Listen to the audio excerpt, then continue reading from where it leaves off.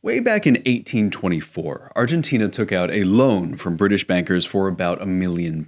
Now, of course, they only received a little more than half of that, but that debt lasted until the 1900s. By the time it was finally cancelled, it had swelled to £4 million after a series of refinancings.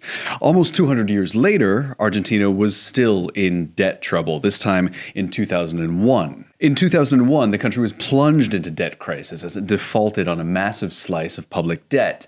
Debt that, no matter how much money it could cut out of the budget, it would probably never pay off. It was just one of several culminations of a never-ending cycle of refinancing and IMF programs that left the country poorer and more broken with each successive wave. Both of these stories leave us with one conclusion, and it is that when it comes to colonization and domination, it's the structure of the system itself that we need to worry about. And, of course, since the early days of colonization, not much of this has changed. As Eduardo Galeano would write, the use of debt as an instrument of blackmail is not, as we can see, a recent US invention. Welcome back to Champagne Anarchism.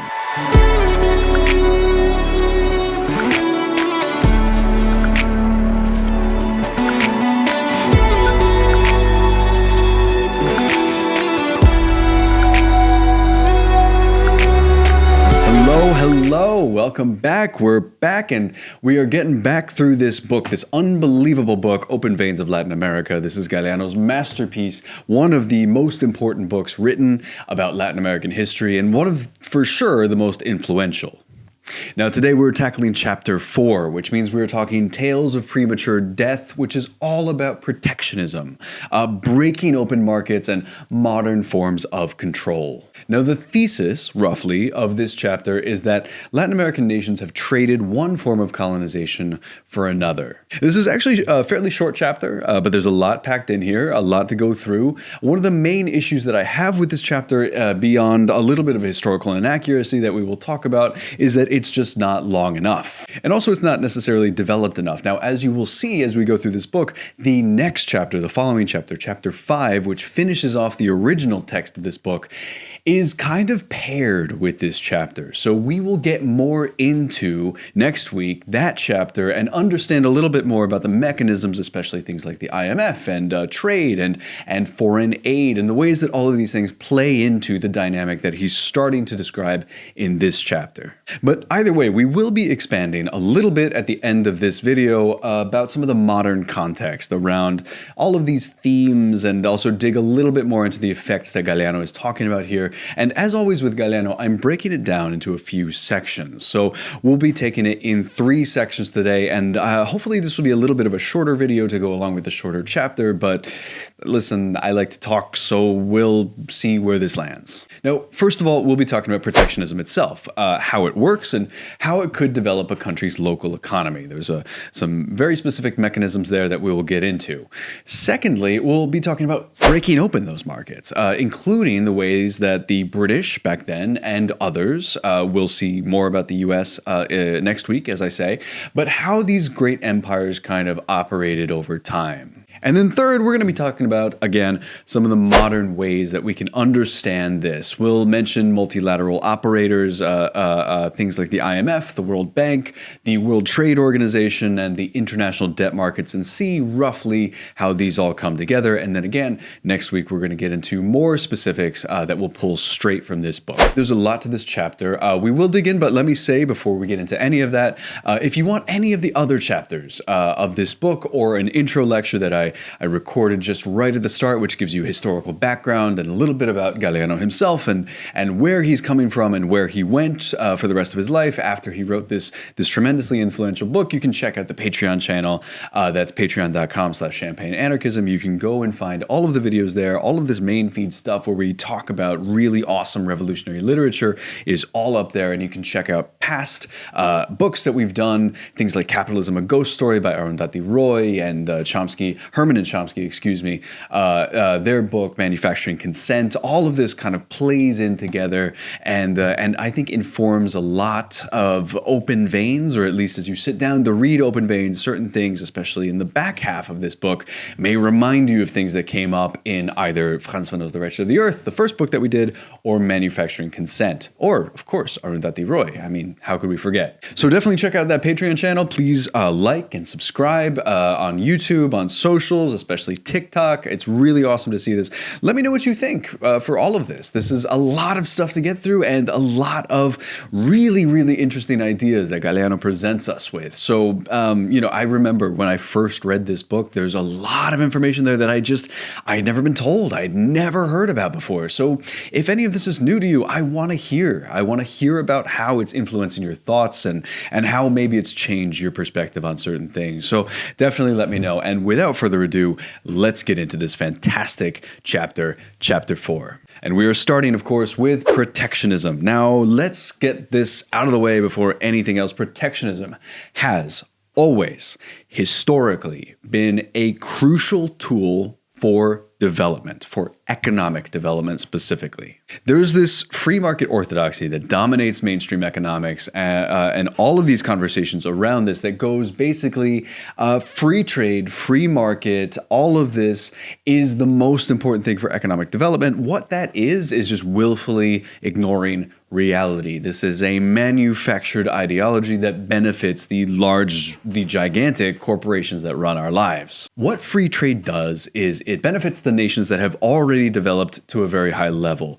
Nothing else. For developing nations, it means being locked into exporting very low-level things, low-value-added things like natural resources, which we saw in the front half of this book, small manufactured items, and that sort of thing. Really, the main benefit of free trade, or the rules of free trade that are established by institutions like the World Trade Organization, the WTO, really what that does is it locks us into a dependency on the metropole. Again, we're talking classic dependency theory, on the metropole for high value added goods, and for the periphery, all of that raw material just flows to the periphery and then gets exported back out to be purchased in the developing world. This is a one-way street here. Now, really, if you want to talk about economic development, protecting local industries is essential. And there are a bunch of ways you can do this. You can subsidize certain things. The United States subsidizes a lot of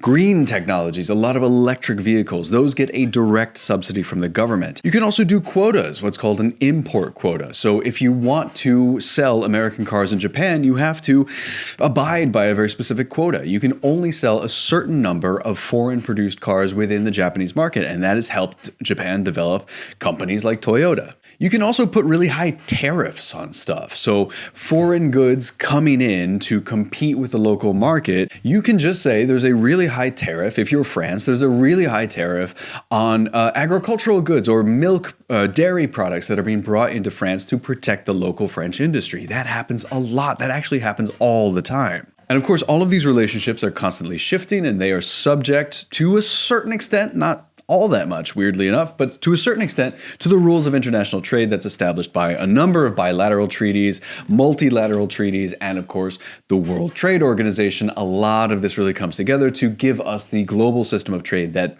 right now, as it stands, tends to prioritize wealthy countries over poor ones. And really, if you don't believe me, you can look around, just cast your eye around the world and look at the countries that have developed the quickest. And what you will see is that protectionism has been absolutely key in basically every case. So a country like South Korea, for example, high level of protectionism, very, very high level of protectionism and guidance from the state for certain companies. And because of that, you have companies like Samsung and Hyundai. China, same thing. You have very high tariffs, very tight controls on key industries, and forcing companies as they come in, foreign companies, to literally transfer technology to you in order to access the Chinese market. China does stuff like this all the time, and it's one of the most important things along its early development path that has given us modern China as it stands. Now you have things like Huawei, the electronics giant, or BYD, which makes better cars than Tesla. And speaking of Tesla, look at the United States, another perfect example. The United States has been protecting domestic industries since Alexander Hamilton was around. This is key for the United States. And companies like Tesla only exist because of heavy government subsidies, because the government said this is a key strategic industry that we would like to dominate over the next century. So we are going to do everything we can to protect the local American producers from foreign competition that happens all the time. So the free trade argument is a lie. It's a ruse. And it always has been. The countries that have bought the argument, including a lot from Latin America and Africa especially, these are countries that were either forced to accept the free trade orthodoxy or bought into it themselves. And often this happens sort of at the whims of a local domestic elite that could really benefit from certain things, especially capital flowing from the global north. But all of those countries that bought the argument have languished behind the ones that did heavy protectionism at the beginning. Now, Galeano tells us that there was a trend towards protectionism in early Latin American developmental days, but Spanish domination was traded around this time for British domination, and all of that changed. Meanwhile, Galeano says the European powers, especially Britain, were protecting their own industries even as they preached free trade with this enormous gusto. You know, he says in the early days, an Englishman who was exporting raw wool, for example, lost his right hand. And if he continued to export raw wool, which is a hard thing to say, I'm only realizing now, but if he was caught doing it again, he might be hanged. And this is because Britain had a burgeoning textile industry and they had to protect that textile industry. So that's a little bit about the basics of protectionism.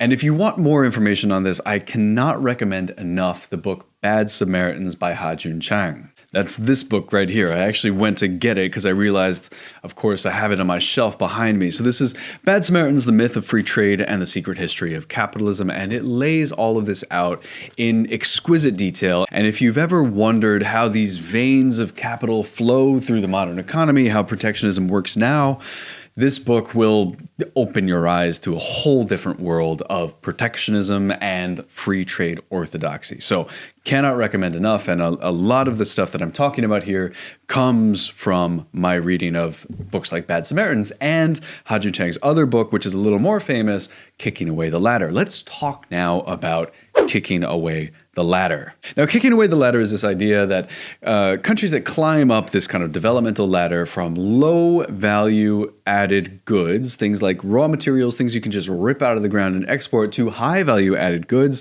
things that you have to spend a lot of time on and energy and require a lot of technological inputs and a lot of skilled workers to do. And countries that have climbed that ladder will try to kick the ladder away from under them so that nobody can follow. That's the whole idea of kicking away the ladder. Now, Galeano tells us that in the context of Latin America, Britain conquered Latin America not through the military, not like Spain did, but through the market. And this is a really important idea. You know, British industry was just taking off as Spain's influence across the region was starting to wane.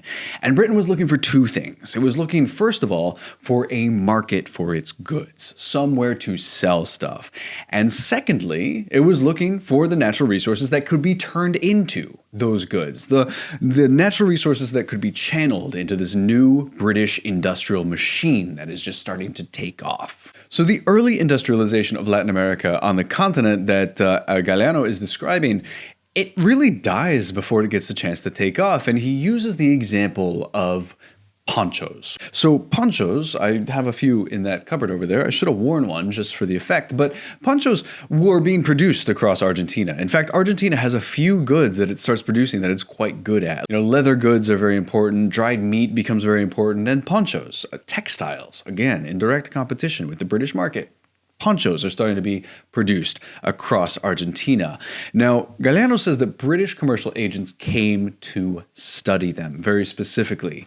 They copied the textile and leather goods that were being produced in Argentina. They went back to Britain with that information, and then they proceeded to create those and flood the Argentine market with that. And if you've ever been to especially West Africa and you go and look at the textiles that are being sold, the very traditional sort of African-looking textiles, a lot of them now are made in China. This is the same exact story. But this takeover that I'm describing, that's a commercial takeover, and it's not always commercial. A lot of it is significantly more violent, and Galeano gives us a perfect picture of this. So he talks about Argentina's civil wars, for example, which happened over the course of the 1800s and were all about protectionism versus free trade. And all of that, all those civil wars and changes of government and all of this happened with a tremendous amount of violence. This is a time when Buenos Aires is developing as a power in its own right. Buenos Aires before this had been, of course, a powerful and reasonably well-developed city.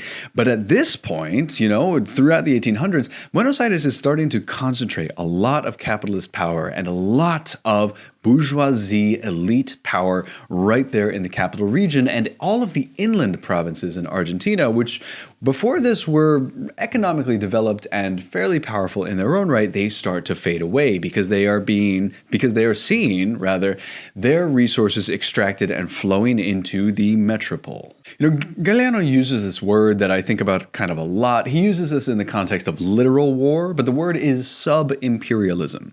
And it's the idea, we talked about this a little bit last week, but the idea that a colonized country may imperialize on behalf of the imperial power. It's kind of a sub-imperialism that just continues the flow of imperial power through the region. And this is sort of what you're seeing in the context of Buenos Aires province versus the rest of the country on behalf of Britain. And Galeano is very clear here. The inland provinces in Argentina were dying. He talks about the war on the Gauchos, for example, these famous romantic figures from the countryside, these cattle ranchers on the frontier who were fought, legislated against, crushed, and dominated by the rising power of Buenos Aires. And they were seen, in a sense, as backwards and barbarian, but also this was really about the need to produce dried meat. We need to control the Gauchos so that we can control the meat production so that we can dry the meat for export. That's really all of what this is about. And Argentina started very specifically to tax internal consumption of dried meat so that dried meat would be mostly exported. And so these battles over the Gauchos, which we're not going to cover in huge detail in this video, but I really recommend you spend some time with this in the chapter and think through what Galeano is arguing, which is the Gauchos were crushed so that Buenos Aires province could take over. Now, we should mention, before we move on to the next section, that a lot of this sort of back half of this chapter is devoted to the case of Paraguay. Paraguay is an interesting case that he sets up as another example of this, very much like what Argentina was doing. It's an interesting case of early protectionism and internal development that really succeeded. And it's worth reading his account of what happened early on under the leadership of Gaspar Rodriguez de Francia, who was this kind of despotic but paternalistic but developmentalist leader who looms large over the history of Paraguay at that time. He's absolutely right. Paraguay was one of the most important countries in Latin America right up until the War of the Triple Alliance, or it's also known as the Paraguayan War. Now, what happens in that war is that Brazil invades Uruguay. And this happens in 1864, and Brazil installs a puppet government. Paraguay responds to defend Uruguay, and it precipitates a larger regional war that sees Paraguay facing off against Argentina, Brazil, and Uruguay. The War of the Triple Alliance, hence, and Paraguay ends up losing territory. A lot of it is disputed at the time, but ends up losing a lot of territory. And this is a genocidal war. I mean, estimates vary. Galeano says a third of the population was killed. That may not actually be far off the mark. This is a devastating war that Paraguay literally fights until units are entering Asunción, the capital. This is a brutal war that Paraguay can't win, but will still fight nonetheless. Now, for a long time, the allegation has been that this war was built by Britain in an effort to break up Paraguay's protectionism and open the market up to British goods, especially textiles. And that's definitely what Galeano is going with. And it might be such a popular story because of this book, because of Open Veins of Latin America, which remains incredibly influential. But modern historians are kind of unconvinced by this idea. So there's a historian out there. His name is Alfredo da Mota Menezes. And I'm definitely saying that wrong because my Portuguese is terrible. But he's done a fairly convincing excavation of a lot of the correspondence at the time between these powers. And he's found that there is no real evidence that there was much British interest in this at all. And also, after the fact, Britain didn't exactly jump at the chance to flood the Paraguayan market with British goods afterwards. Although, of course, Paraguay was absolutely destroyed by this war. You know, this conflict, as I say, it was absolutely genocidal. So modern day historians don't agree with Galeano's account of this war, and it seems fairly convincing. But, you know, Galeano, he may not be right in this particular case. But everything else in this chapter pretty much holds up. But let's go on to the third part of this and talk a little bit about the institutions here. Now, as I say at the beginning, when we talk about institutions, a lot of this we will talk about in the next chapter. I just want to lay this out in kind of basic detail, just sketch out a little bit of what the modern world looks like, and then we'll take an even deeper look when we get into the final chapter of the first version, and then there's an update that Galeano gives 7 years later. But the final chapter of the original book is going to take a look at what this system looks like, kind of in the time period that he was writing in the 1970s, and a lot of this still remains today. It's just gotten significantly worse. So what Galeano is describing in this chapter is kind of the beginning of countries using debt as a weapon. So using debts and the international debt and capital markets to control and dominate other countries. Now, obviously, this has been going on for a long time. We've talked about this actually at the very beginning of these videos when we talked about the early Spanish invasion and the ways that debts were used over this period. But the modern systemic version is actually quite new. And again, as I say, the trend that started in the 1970s that Galeano was talking about, that's only accelerated. So we are talking things like bankruptcies, like refinancing, like payment suspensions, sort of all of the classics here. And he particularly focuses in this chapter on railroads and railroad financing as kind of the perfect example of this type of diplomacy. In this chapter, you really want more of this. I mean, he really kind of skims over this bit here, partially because he's going to talk about it, and partially because he's more interested in kind of the historical context for all of this. He assumes that you know a little bit more about this than we necessarily do. So let's talk a little bit about this idea. So what has happened over time is that we've developed a very good system of keeping free trade open for underdeveloped countries and the protectionism high for developed countries.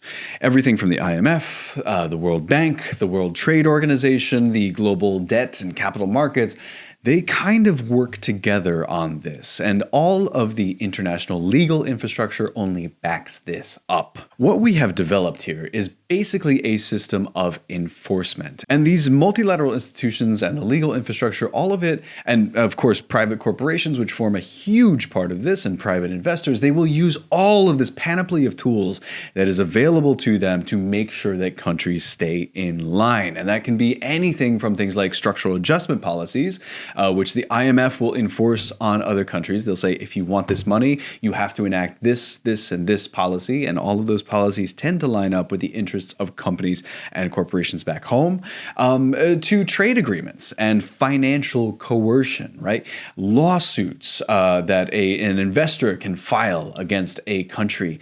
A lot of this happens a lot of the time just to keep countries in line. And there's also, as I say, underpinning all of this, just the nature of the private markets, which is, we are living in a powerful system of laws that prioritize private creditors over basically any other consideration. So what are we left with? Well, when countries in the global south run into trouble.